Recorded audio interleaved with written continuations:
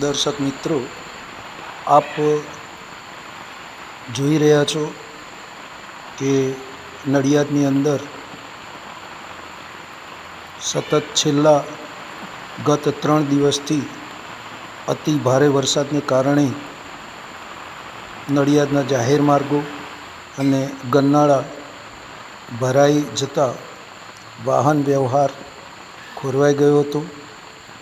3 દિવસના વિરામ બાદ નડિયાદ નગરપાલિકા દ્વારા ધારાસભ્ય પંકજભાઈ દેસાઈના માર્ગદર્શન, નગરપાલિકાના પ્રમુખ,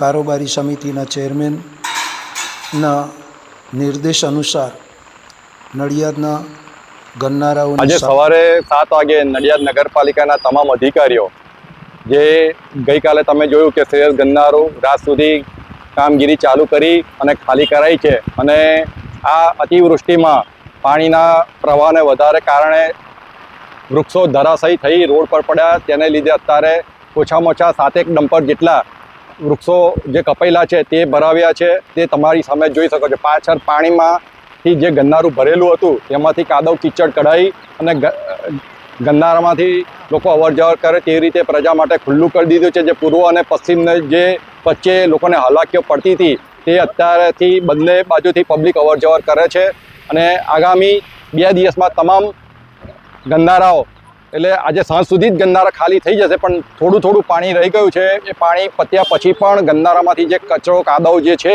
એ લઈ અને જે પહેલાં હતા તેવી રીતે ચોખ્ખા કરી અને પ્રજા સમક્ષ ખુલ્લા મૂકી દેવામાં આવશે। અત્યારે પણ લોકો અવર જવર કરે, ગાડીઓ લઈને